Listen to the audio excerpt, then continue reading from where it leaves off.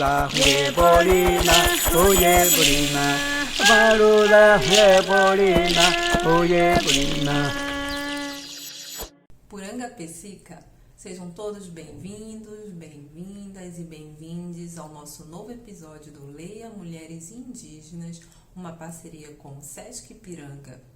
Ixé, Moara Tupinambá, sou curadora, ativista, que também faz parte deste projeto e desenvolveu a nossa identidade visual. Mas hoje eu estarei aqui com vocês em mais esse episódio da nossa websérie Leia Autoras Indígenas, para a gente conversar sobre literatura indígena feita pelas mulheres indígenas, Kwekaturetê. No episódio de hoje eu terei o prazer de apresentar a escritora Eliane Potiguara, que pertence ao povo potiguara do estado da Paraíba, nordeste do Brasil. A Eliane é escritora, poeta, professora, ativista indígena e contadora de histórias de ancestralidade potiguara. Nasceu em 29 de setembro de 1950, no Rio de Janeiro. Ela é bisneta do guerreiro paraibano e potiguara Chico Solon de Souza. Em 1988, ela fundou a primeira organização de mulheres indígenas, o GRUMIN, Grupo Mulher Educação Indígena. Ela foi embaixadora da paz pelo Círculo de Embaixadores da França e Suíça. Trabalhou pela Declaração Universal dos Direitos Indígenas na ONU em Genebra. E o seu livro carro-chefe é Metade Cara, Metade Máscara, que já está na 3ª edição.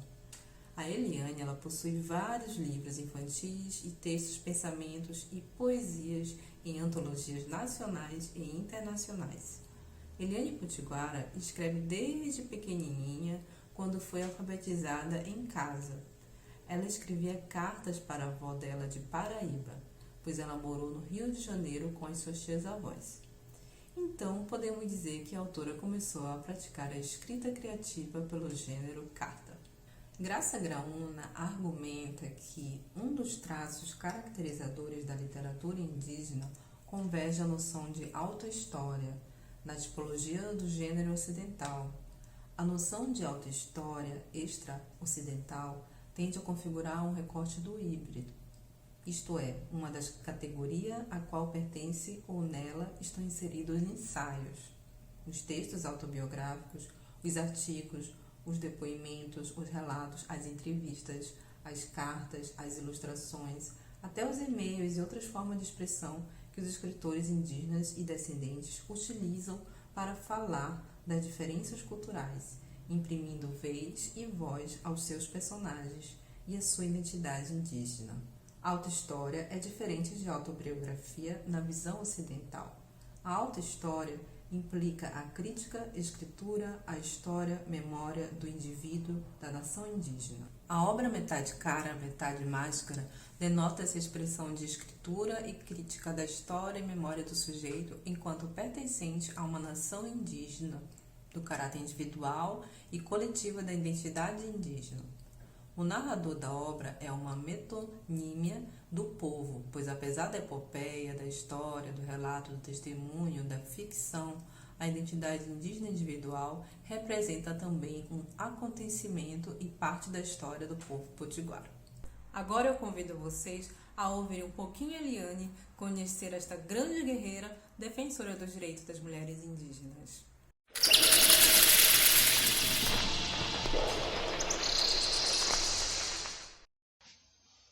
A literatura indígena produzida por mulheres indígenas, ela é muito importante, porque ela vai trazer a realidade dessa mulher e de todas as mulheres, a voz sufocada das avós, das tataravós, das bisavós, é das mulheres da comunidade, das mulheres do entorno da sua comunidade. Vai trazer as histórias, as lendas, os costumes, as tradições, aquilo que corre no seio da mulher indígena. Então é importante que essa mulher ela possa ter esse direito de trazer essa voz para os livros, para a literatura. Então, o que significa dizer isso? Significa que a mulher sempre esteve numa posição de oprimida. né? Numa posição de calada, no obscurantismo, numa posição em que ela nunca pôde dizer o que ela queria, é uma posição que ela nunca pôde dizer os seus sentimentos, as suas vontades, as suas demandas, se relacionar aos seus direitos reprodutivos, né? O que ocorre com o seu corpo, com o seu útero, com os seus seios, não é? Com a amamentação, com o sexo, com a realidade homem-mulher. Então, a mulher indígena, ela esteve sufocada, ela esteve, na realidade, na retaguarda da cultura indígena, porque quando aqui chegou o colonizador, ela teve que passar para essa retaguarda para que ela pudesse sobreviver. Assim foi a atitude do homem. O homem colocou os homens colocaram as suas esposas na retaguarda cultural para a sobrevivência da família. E se sabe muito bem que muitas famílias elas foram mortas jogando-se dos altos dos penhascos para que não fossem submetidas à escravidão. Então a gente vê de longe esse processo de apagamento da voz da mulher indígena, o apagamento da própria mulher indígena, isso vem de longe. Então, nas últimas décadas, as mulheres indígenas têm tomado o seu lugar na história. Então nós estamos assim num processo de crescimento muito grande, onde está inserido aí vários aspectos do corpo da mulher, da sexualidade, do direito ao estudo, de direito a ir às universidades, de ter uma profissão, de se tornar uma mulher empoderada através do seu trabalho, dos seus recursos financeiros, do apoio que ela possa dar à família, aos filhos, aos avós. Então é uma mulher que nessas últimas décadas ela vem paulatinamente assumindo o seu papel de vanguarda, né? E com relação ao movimento indígena, muitas mulheres assumiram a presidência de organizações, a presidência a diretoria de contabilidade, por exemplo, as mulheres foram assumindo vários cargos importantes. A mulher passou a trazer um artesanato, sabe, mais voltado para a sua realidade, mostrando as suas etnias. Isso é muito importante, porque fortalece a cultura indígena, em primeiro lugar, fortalece toda a biodiversidade das etnias, né, da sua biodiversidade, fortalece a alma em todos os sentidos, fortalece a espiritualidade. Nós temos mulheres cacicas, mulheres pajés, mulheres parteiras, temos mulheres assim que estão cada vez mais assumindo seu espaço, né, o seu lugar de fala. É importante que a gente demonstre que essa mulher, nas últimas décadas de 70 a 80, e de 80 para cá, nos tempos atuais, ela fortaleceu as suas raízes. E com relação à minha participação nisso tudo, eu tive uma participação sim, porque sou filha, neta, bisneta de mulheres guerreiras, neta e bisneta de homens também guerreiros, homens que foram mortos nesse processo de colonização, e isso traz uma consciência muito grande para nós como mulheres, né? E eu criei vários projetos comunitários, né, na aldeia Potiguara, deixamos ali uma semente, né? Vamos dizer assim, não que exista alguma coisa grandiosa, mas que nós deixamos as sementinhas para que as moças, as novas lideranças femininas e feministas, elas pudessem trazer, né, na sua comunidade essa mensagem, essa filosofia, essa forma de pensar. O movimento indígena que eu participei no início dos anos 70, que é o GRUMIN, né? O Grupo Mulher Educação Indígena, ele não foi um prédio, ele não foi um escritório, ele não foi algo material, ele foi algo filosófico, sabe? Um pensamento da mulher indígena. É isso que a gente precisa ter em conta, que nós criamos na década de 70, claro, tivemos muito apoio de Maria de Fátima Potiguara, de Vilma Potiguara, das nossas guerreirinhas hoje, né, que é Aparecida Potiguara, da Nancy, que foi a primeira prefeita indígena há muitas décadas atrás. Então, nós assim, tivemos assim, a ousadia, eu posso dizer, nós tivemos a ousadia de deixar essas sementes, de deixar essa filosofia, essa forma de pensar. É isso. É uma forma de pensar, né? Vamos conhecer um pouco mais sobre o povo potiguara? Potiguara, na língua tupi, significa pescador ou comedor de camarão.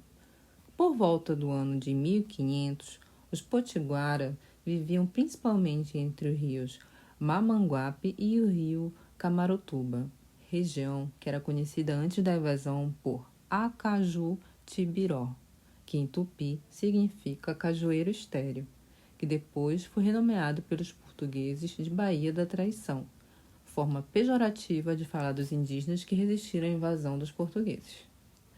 Em 1991, aconteceu a primeira demarcação da terra indígena potiguara, delimitando um território de mais de 26 mil hectares.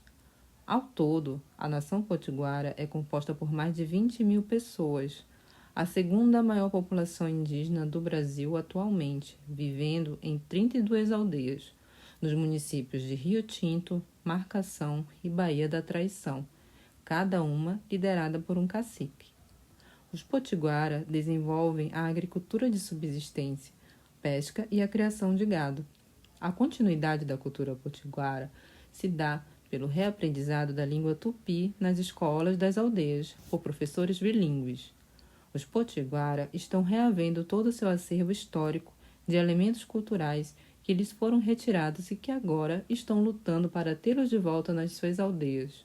Na cultura potiguara, a resistência, a bravura, é ritualizada até hoje em toré, que nunca desapareceu. O toré representa a ancestralidade, os seus antepassados. É a terra, é a casa, é a água, é a comida. O toré é feito em círculo redondo, onde participam jovens, crianças e adultos. Tem gaita, bumbo, maraca. Isso tudo é o entendimento da cultura indígena. Você sabia? Mas o que foi essa geração mimeógrafo? Pode pertencer à geração mimeógrafo um poeta que sempre imprimiu seus livrinhos em offset, xerox e fotocópia. Daí surge o material gráfico xerografado, mimeografado. O aparecimento dessas tecnologias foi muito importante para a literatura independente, mas também para as artes plásticas, que tiveram suas possibilidades de criação multiplicadas, e a veiculação de trabalhos sem intermediários como editoras ou galerias, que era uma ideia não só atraente, mas coerente com o contexto artístico dos anos 70. Se considerarmos o mimeógrafo como uma forma de publicação, então podemos dizer que Eliane Potiguara foi a primeira mulher indígena do Brasil a lançar-se oficialmente como poeta, pois na década de 70 já expunha em poemas pôsteres, como a Oração para a Libertação dos Povos Indígenas, Identidade Indígenas e outros, além das cartilhas que buscavam conscientizar o povo acerca da colonização e da opressão a qual estavam subjugados. Eu não tenho a minha aldeia. Eu não tenho a minha aldeia. Eu não tenho a minha aldeia. Minha aldeia é minha casa espiritual, deixada pelos meus avós, meus pais, meus bisavós. A maior herança indígena, essa casa espiritual. É onde vivo desde tenra idade. Ela me ensinou os verdadeiros valores da espiritualidade, do amor, da solidariedade e do verdadeiro significado da tolerância. Mas eu não tenho a minha aldeia e a sociedade intolerante me cobra. Algo físico que eu não tenho, não porque queira, mas porque de minha infância foi tirada sem dó, sem piedade. Eu não tenho a minha aldeia, mas tenho essa casa iluminada, deixada como herança pelas mulheres guerreiras, verdadeiras mulheres indígenas, sem medo e que não calam a sua voz. Eu não tenho a minha aldeia, mas tenho fogo interno da ancestralidade que queima, que não deixa mentir, que mostra o caminho, porque a força interior é mais forte que a fortaleza dos preconceitos. Eu não tenho a minha aldeia. Minha aldeia é o meu coração ardente, é a casa dos meus antepassados. E do topo dela eu vejo o mundo com um olhar mais solidário que nunca, onde eu possa jorrar milhares de luzes que brotarão mentes despossuídas do racismo e preconceito. Esse texto eu escrevi há muitos e muitos anos, foi publicado em Metade Cara, Metade Máscara, agora pela editora Grumin Edições, né? Primeiro foi editado pela Global Editora, depois pelo Instituto UCA e agora pelo Grumin Edições. Mulheres guerreiras, se unam para o futuro, porque ele existe. Se você trabalhar, você vai colher frutos. Seus filhos, seus netos, bisnetos vão colher frutos para o desenvolvimento desse país, dos povos indígenas, das etnias, de todo o povo brasileiro. Essa é a nossa contribuição ao Brasil. Muito obrigada. No episódio de hoje, nós conhecemos a parenta Eliane Potiguara, que pertence ao povo potiguara e reside no Rio de Janeiro. A Eliane é uma ativista que dedicou a sua vida na luta pela questão de gênero, raça, etnia, direitos da natureza e empoderamento da mulher indígena. A sua literatura é de resistência potiguara, de empoderamento feminino e indígena. É um grito de guerra, de luta, que marcou a década de 70, 80 e vem inspirando e influenciando muitas gerações de escritores indígenas que lutam pela visibilidade e afirmação identitária indígena, apagada desde a invasão pelo genocídio e etnocídio vindo das caravelas. Agora eu convido vocês para o próximo episódio para conhecer a escritora Niara Terena, que pertence ao povo Terena e é uma das mais jovens escritoras da literatura indígena. Até lá! Abaruda Rebolina, Oyebolina, Abaruda Rebolina, Oyebolina. Hayu pata vera, mai hayu pata vera, mai hayu pata vera, mai hayu pata vera, mai moloko kopi vera, mai kurumaye pe vera, mai hayu pata vera.